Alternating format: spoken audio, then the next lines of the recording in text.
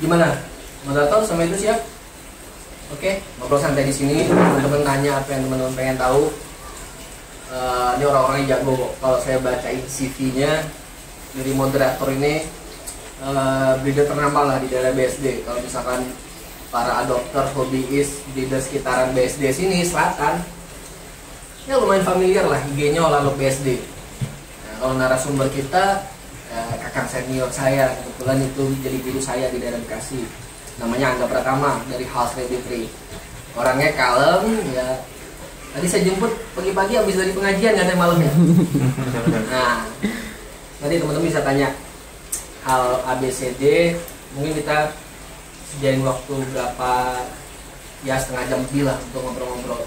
Syukur-syukur pas teman-teman ada yang live yang lihat hari ini, silahkan tanyain. Yang masih info dalam bahasan ya mengenai terminologi pet brood dan show. Mudah-mudahan bisa menambah kebaikan buat kita semua, menambah ilmu, menambah wawasan, menambah preferensi tentang kelinci Holalop. Dan saya juga pribadi ucapkan terima kasih banyak kepada tuan rumah hari ini, Mas Budi Afriansa yang juga moderator. Semoga segala kebaikannya dapat dibalas oleh Tuhan Yang Maha Kuasa. Amin. Oke, silakan Mas Rudi sama Mas Angga. Monggo. Harusnya Mas Rudi di sini juga ya? Iya makanya. Iya. Sini Mas. Enggak lah, emang bertiga mau ngapain di situ? Nani? Omae wa mou shindeiru. Halo teman-teman, selamat pagi teman-teman followers yang suka kepoin, yang suka mantengin IG kelinci Holalop. Nah, perkenalan dulu, kalau saya namanya Rudi. Kalau misalnya dari IG-nya itu Holalop BSD. Nah, sekarang kita mau bahas seperti yang dijanjikan, kita mau bahas tentang terminologi atau istilah-istilah dalam hal kualitas kelinci Holalop. Nah, di samping saya ini udah ada pakarnya, udah puluhan tahun. Puluhan tahun. Jadi beliau ini teman dekatnya Adrian de Kock dulu. Walaupun gak ada produk Kock banget, jadi bisa kita ajak diskusi lah pagi ini. Jadi udah ngeluangin waktunya, kita ajak diskusi sambil ngobrol-ngobrol, ngopi-ngopi. Nah, tentang kualitas kelinci. Nah, kualitas kelinci itu memang ada beberapa terminologi. Nah, nanti kita juga coba untuk memperjelas itu semua. Harapannya bisa sedikit menjelaskan kepada teman-teman yang selama ini suka bertanya-tanya gitu. Tapi untuk yang sudah breeder senior ya, kita juga mohon izin untuk bisa sedikit sharing, karena nanti kalau misalnya ada yang dari kita yang misalnya dirasa kurang, nggak apa-apa teman-teman yang lebih senior atau misalnya yang misalnya kita ada yang kelewat, nggak apa-apa, nanti ditambahin di kolom komentar ya. Nah, perkenalan dulu, di samping saya ada Mas Angga, silakan. Ya, saya di sini ditemani Mas Rudi. Dia juga permintaan dari guru saya untuk, yaitu Mas Rudi ya. Dia sebenarnya guru saya, partner saya yang jadi panutan saya dalam berternak kelinci. Jadi kita akan sedikit sharing, sebenarnya nggak membahas, ngobrolin, diskusi apa sih itu terminologi pet brood dan show itu. Mungkin nanti juga ada pertanyaannya yang sudah masuk dari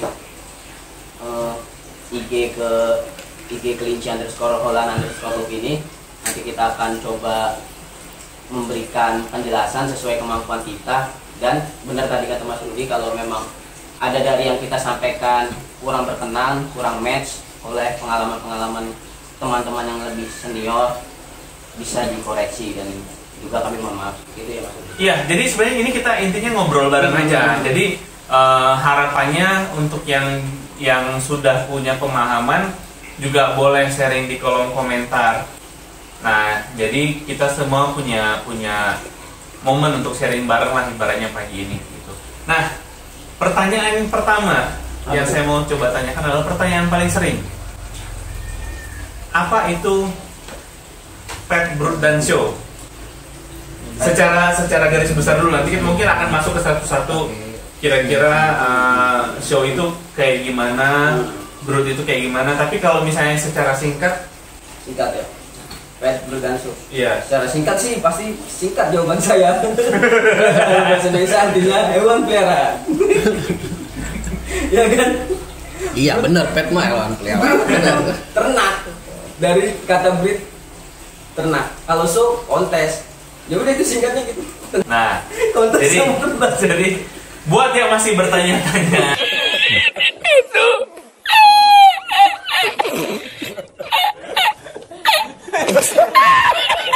jawabannya itu antara peliharaan, ternak, sama kontes ya. Oke. Nah, jadi kalau misalnya kita coba lebih ngomongin soal kualitas kelinci Holland Lob. Kalau kualitas kelinci Holland Lob itu sebenarnya kriterianya seperti apa? Nah, kalau ditanya seperti itu ya sebenarnya kalau di kalimat pet, brood dan show itu sebenarnya kalau di SOP-nya itu nggak ada itu. Kalau di SOP-nya itu nggak ada kita menemukan standar of perfection-nya di Holland Lob yang kita adopt tuh dari US, dari Arba itu nggak ada dijelaskan Holland Lob ada yang pet, ada yang brood, ada yang show itu nggak ada. Jadi sepertinya itu kalau pet, brood dan show itu hanyalah kalimat sebuah kata yang muncul di kalangan peternak tuh. Jadi memang dari awal Holland Lob ada di Indonesia, diimpor masuk pertama kali di Indonesia nggak ada namanya pet, brood dan show, itu nggak ada. Yang ada apa? Holland Lob itu kalau kita dulu cari namanya istilahnya pure breed, pure, cross, dan istilah-istilah ternak lainnya tuh cross F1, cross F2, F3 sampai F4 yang rambutnya gondrong-gondrong tuh. Nah itu kayak gitu dulu. Nah seiring berjalan di tahun 2011 atau 2012 salah satu penggiat kelinci di Indonesia ya itu mengundang salah satu dua juri Arba yang terkenal, dan salah satunya adalah peternak kelinci Holland Lob. Pokoknya dia peternak kelinci Holland Lob yang senior, yang Holland Lob pertama masuk US, dia juga salah satunya yang menggiatkan kelinci Holland Lob di US. Nah itu datang ke Indonesia. Dari situ kita belajar ternyata Holland Lob itu cara memeliharanya pertama pasti itu. Kalau kita memelihara hewan peliharaan, karena memang kelinci itu hewan peliharaan, kita diajarin di situ. Kita diajarin sejarahnya, cara memeliharanya, cara breeding genetiknya, bagaimana mendapatkan suatu jenis kualitas kelinci Holland Lob. Nah dari situ baru kita bisa tahu ternyata kelinci Holland Lob yang berkualitas seperti apa, dan ternyata di sana pun dibagi beberapa kategori yaitu pet, brood, dan show. Nah disitulah akhirnya muncul di kalangan teman-teman peternak Indonesia kelinci Holland Lob hasil breedingnya apakah pet, apakah brood atau show. Nggak ada lagi pure breed, alhamdulillah sih. Mudah-mudahan pada pure breed semua, karena memang awal masuk dulu Holland Lob masih sering disilang untuk mendapatkan keuntungan materi gitu sih. Jadi dulu masih sering disilang karena yang penting ngelob dulu gitu ya. Iya, yang penting dulu banyak lah peternak-peternak yang memang semua hewan ternak sih. Kalau memang ada barang yang pertama kali masuk di Indonesia, banyak peternak-peternak dadakan yang ingin menjadi seorang profesor gitu. Pengen dapat S3, jadi dia pengen menciptakan kualitas baru. Padahal untuk menciptakan jenis baru dari crossbreed ya, namanya crossbreed ya misalnya.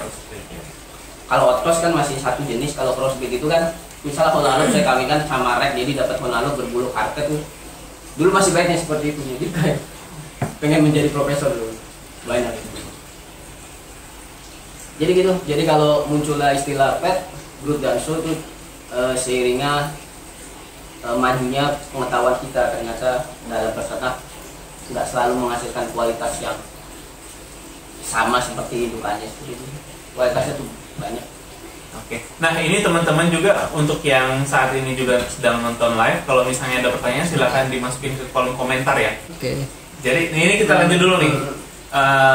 Pertanyaannya simpelnya kayak gini. Ada orang bertanya misalnya kalau saya mau pelihara, yang mana yang sebaiknya saya pelihara? Holland Lob. Holland Lob. Misalnya nih saya cuma pelihara aja. Apakah saya harus ambil yang kualitas pet aja atau bisa brood atau bisa show, saya sebenarnya nggak ada kepikiran untuk ikut show gitu misalnya. Saya cuma pengen pelihara doang sebenarnya. Nah itu kalau menurut Mas Angga gimana? Kalau ada banyak yang memang konsumen para pecinta-pecinta hewan yang ingin awal memelihara kelinci itu pasti bertanya, baiknya memelihara yang kualitas apa gitu, kualitas pet atau brood atau show. Kualitas itu juga mengkategorikan harga ya, membedakan harga. Jadi harga itu depend, tergantung oleh quality. Nah kalau cocoknya untuk mana, balik lagi ke seseorang yang ingin memelihara kelinci ini, dia tujuannya untuk apa? Jadi balik lagi pertama tujuan. Iya, tujuannya untuk apa? Seperti itu sih. Jadi benar tadi kata Mas Udi, dibalikan di kemampuannya. Terus sebenarnya sih yang lebih penting sih bukan lebih baik saya memelihara yang apa, tapi pengetahuan kamu untuk memelihara kelinci itu udah sebanyak apa, sebesar apa. Jadi kalau kita memang yang ada dokter harus punya duit, kadang memang ada yang hanya dia pet tapi maunya yang bagus gitu. Jangan maunya hanya pet super gitu pet ya. Super dia maunya bagus. Gitu. Kadang ada juga yang peternak, saya pengen peternak, pengen menjadikan usaha sampingan gitu, pengen menjadikan pemasukan sampingan lain selain hobi gitu. Kadang hanya dia nggak mengejar suatu kualitas, maksudnya dia membreeding tapi tidak kebanyakan teman-teman lainnya yang juga membreeding untuk meningkatkan kualitas genetik. Ada juga hanya sebagai usaha sampingan, yang penting punya anak, punya hasil ternak yang lucu, umur segini bisa dijual. Ada juga yang dia cuma memelihara kelinci dari kualitas yang misal kalau kita sebut kualitas skor 6 sampai 7, 10, mungkin dia cuma bisa beli yang kelinci kualitas 7 seperti itu ya, nggak masalah, yang penting kelinci dipelihara dengan baik sih. Menurut saya itu aja sih. Oke, jadi kalau misalnya tadi saya coba simpulkan, pertama yang penting tujuannya ya, tujuan awalnya seperti apa, dia nggak menghabiskan duit banyak tuh kalau iya. Kedua menyesuaikan kemampuan ya, maksudnya karena kan mungkin memelihara kelinci ini adalah sebuah hobi yang baru akan dimulai gitu. Jadi mungkin jangan terlalu ya udah sesuaiin dulu dengan budgetnya berapa gitu ya. Jangan sampai hobi itu membuat stres. Kalau udah bikin stres berarti bukan hobi itu. Iya. Betul. Sama yang ketiga berarti pastikan juga sudah belajar untuk memelihara kelinci juga ya. Yes. 3 faktor itu lumayan penting sih untuk memulai suatu kelinci. Karena gini, saya jujur, saya awal memelihara kelinci, jadi yang saya share pengalaman saya aja ya. Saya ingin menghasilkan kelinci online loop yang baik. Kemudian saya coba itu untuk mengumpulkan uang, yang menabung. Nah tapi saya kelupaan apa? Saya kelupaan ilmu gitu. Nah selain kelupaan ilmu, di pikiran saya masih ingin selain menghasilkan kelinci yang baik, saya ingin juga menjadikan penghasilan tambahan saya jadi penghasilan tambahan saya. Dua itu ya tujuan saya dulu. Nah saya salahnya adalah saya tidak mempunyai ilmu. Saya sudah usaha saya sudah mengumpulkan uang. Ketika saya berhasil mendapatkan kelinci kualitas yang lumayan baik, saya tidak punya ilmu, saya stres gitu. Karena saya pengen uang yang saya keluarkan cepat balik ke saya, itu malah bikin saya stres. Karena memang menternak suatu makhluk hidup itu nggak mudah. Jadi ada beberapa faktor yang membuat makhluk hidup itu harus nyaman. Jadi kita harus sayang, kita harus tahu karakter mereka, dan juga kan ada faktor selain makhluk hidupnya, faktor kitanya juga ada faktor ada ini ya, yang maha kuasa ya. Jadi seperti itulah, jangan sampai kita keluar uang lebih banyak gara-gara nafsu, jangan sampai kita stres karena pengen lebih imbalan lebih baik. Nah itu kesalahan-kesalahan itu mudah-mudahan jangan banyak yang ngalamin gitu, seperti itu sih. Iya. Oke, nah jadi itu teman-teman. Jadi kalau misalnya sekarang baru mau memulai pelihara kelinci, itu tadi sarannya Mas Angga gitu. Jadi sebenarnya tujuan itu akan mungkin berbagai macam gitu, mulai dari pelihara atau mungkin nanti akan jadi penghasilan tambahan. Yang penting tahu dulu ilmunya juga gitu. Nah, pertanyaan saya menarik nih. Kalau misalnya saya pengen pelihara juga, tapi ini nantinya pengen saya coba untuk bisa di breeding untuk jadi penghasilan tambahan kayak tadi Mas Angga. Kira-kira kalau misalnya kita ngomong pet brood show, baiknya saya akan mulai dari mana? Gini nih. Jadi kalau memang ujung-ujungnya untuk penghasilan tambahan, cara cepatnya saya kasih. Teman-teman pebisnis pasti lebih paham ya, kalau yang udah sering bisnis pasti paham. Karena memang beberapa peternak kelinci yang laku di pasaran kelincinya itu sebenarnya dia pebisnis, karena mereka bisa melihat pasar gitu. Jadi kita cari tahu dulu pasar tuh lagi minta apa gitu. Di kelinci lagi minta apa? Oh lagi banyak warna ini, ya udah mulailah warna itu. Mulailah mengembangkan warna itu. Oh ternyata yang laku kualitas yang seperti ini, kualitas seperti apa? Oh yang laku yang kupingnya pendek. Kembang biakanlah mulai dengan kupingnya pendek. Jangan yang laku warna frosty, warna putih-putih polos seperti singlet punya kita. Putih polos. Jangan kita malah membeli kelinci warna hitam. Yang kita dijual ya permintaan gini. Nah itu kalau memang Bisnis. nah itu tadi, kalau memang tadi tujuannya untuk menghasilkan, ingin nantinya menghasilkan, mendapatkan tambahan, kita lihat pasar, kita kembangkan yang dibutuhkan pasar. Itu udah dasarnya banget bisnis kan.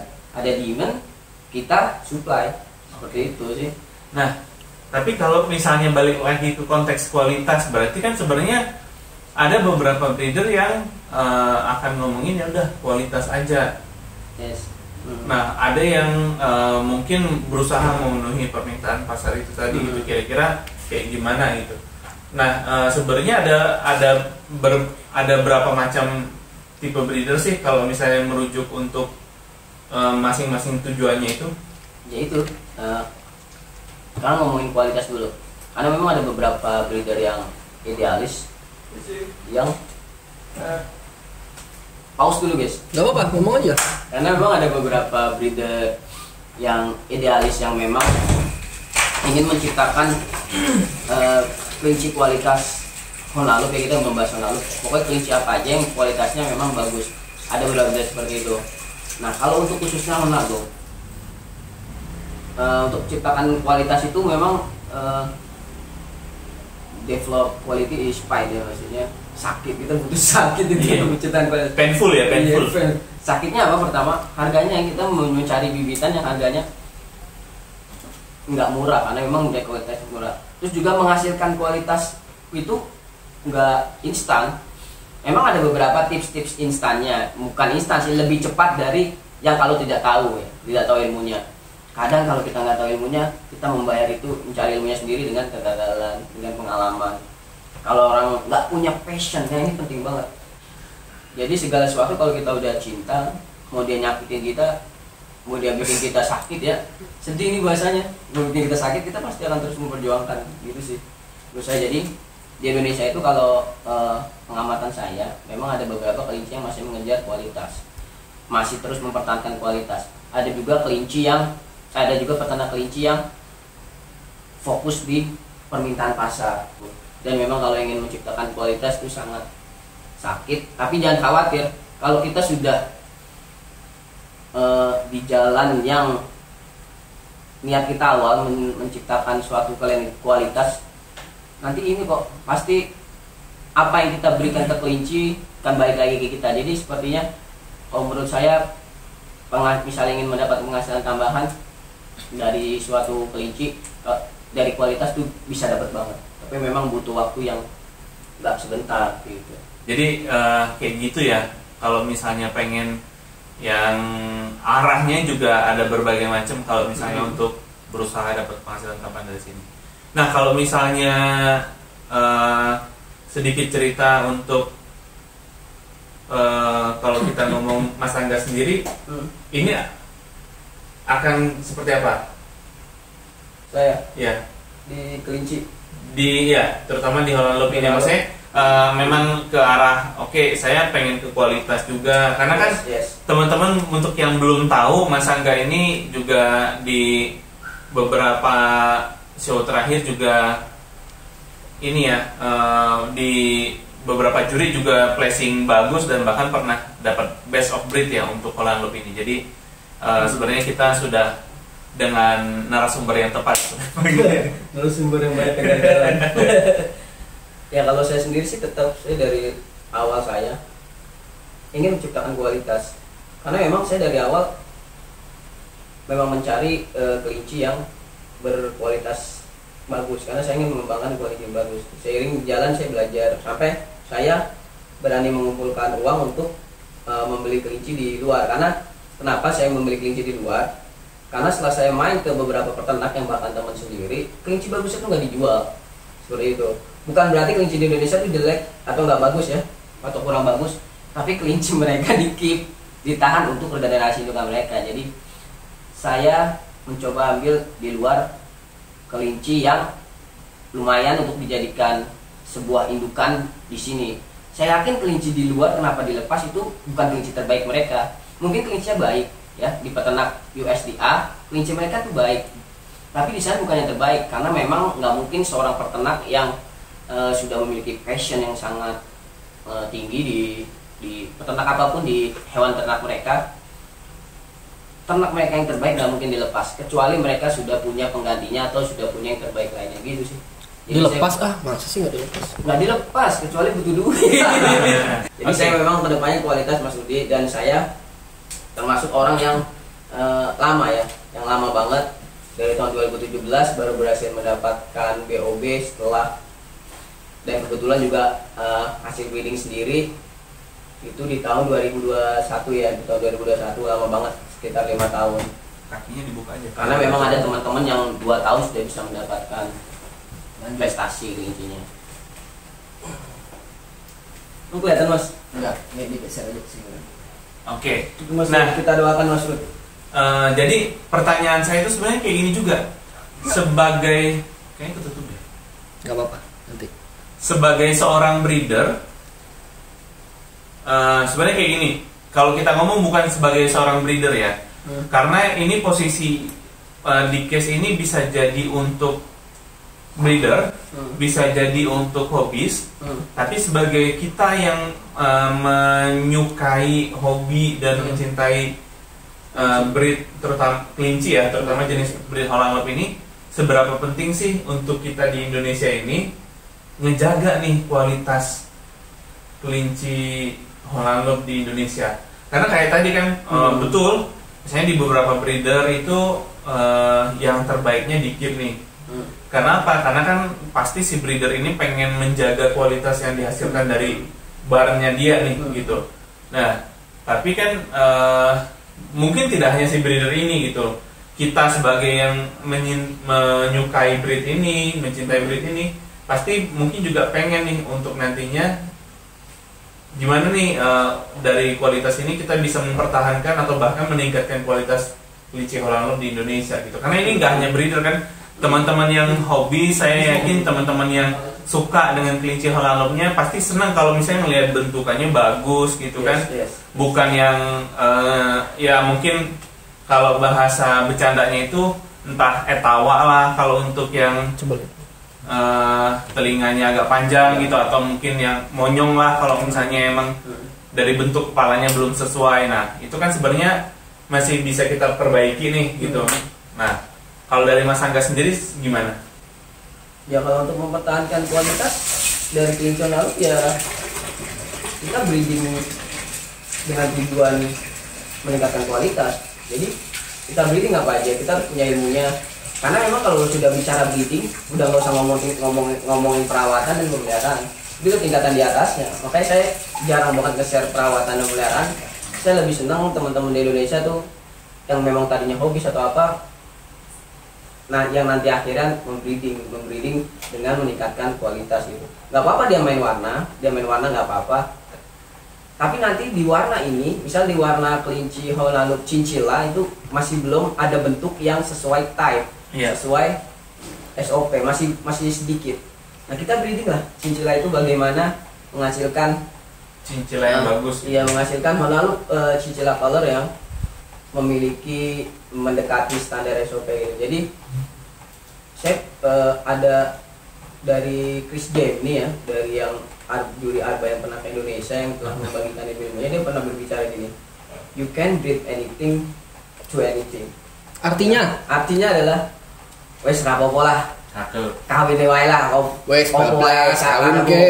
Oh wes, sakarepmu kawin wae. Apa? Gaspol. Lan sing piye karo sing piye. Sing penting jadi bahasa Jawa. But you don't forget cool. Jadi Apa? cool, Apa tuh? cooling. Dingin. Cooling, Bukan? iya. Cooling. Cooling tuh. Cool. Keren. Cool itu Mbak. Cool keren. Untuk menghasilkan kelincinya cool kita harus cooling. Catat, bagus itu. Jadi kita boleh mengawinkan kolaluk mana sama ulaluk mana. Yang penting dia punya match yang baik. Jadi telinga panjang kita kawinkan dengan telinga pendek. Kepala kurang bagus kita kawinkan dengan kepala bagus. Body kurang bagus kita kawinkan dengan body yang kurang bagus kita kawinkan dengan body bagus. Jadi kita seperti itu. Untuk melakukan meningkatkan genetik yang baik ya kita kawinkannya, kita pasangkannya dengan genetik yang baik lah. Nggak mungkin kurang baik dengan Duh, saya nggak paham ini. Emang Holalap ada, sorry tanya ya Pak Moderator ya. Yes, silahkan. Jangan Ntar kalau misalnya ada yang di ini bisa dibantu juga. Saya ya? langsung aja gemes Pak, pengen Iya. Yang ada yang ngurus nanya semua. juga nih di komentar. Iya. Itu maksudnya kepala bagus, body bagus gimana? Hubungannya sama Pet Brucio tadi apa Pak? Pak Angga. Ini pertanyaan dari siapa? Tanya sendiri, jawab sendiri. Hah?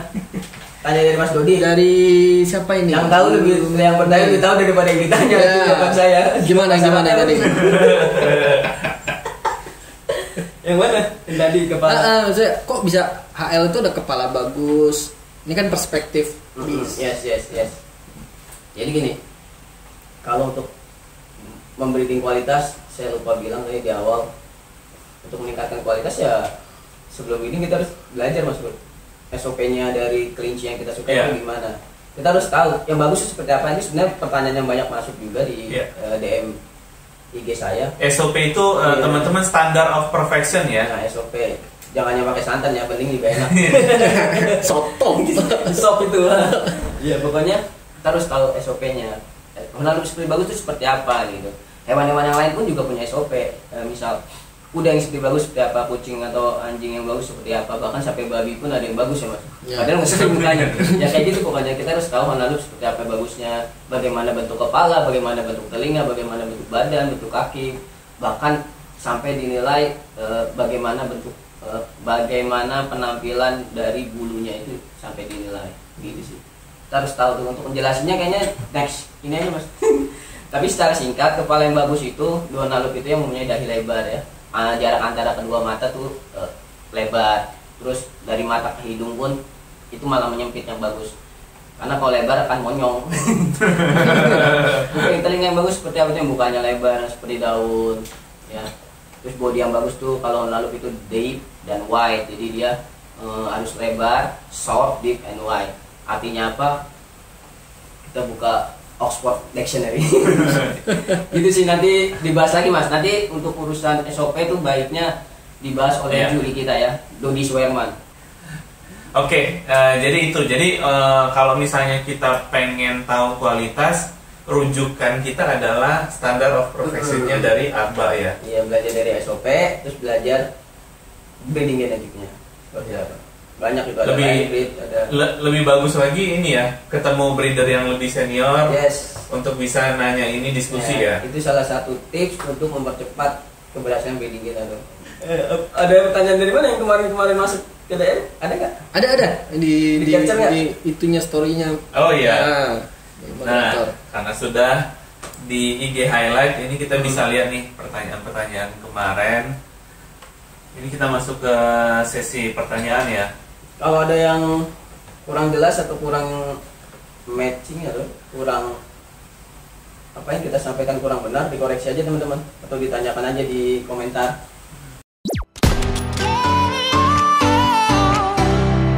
Music keeps me dancing.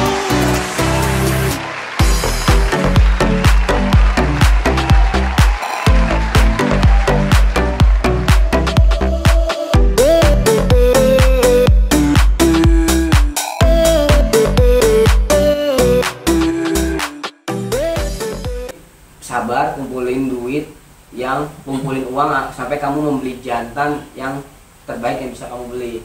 Ya. Gitu. Caranya apa ya, main-main sambil ngumpulin duit kita bisa main ke breeder, ke peternak, kita bisa sambil belajar kan cara menghasilkan kualitas terbaik gimana. Oh ternyata kita akhirnya tahu kandangnya seperti ini, agar kondisi sehat terus gimana, akhirnya kita tahu pola makan sini kesusahannya gimana, kita bisa tahu kegagalan mereka, jadi kita belajar dari kegagalan orang gitu, seperti itu sih.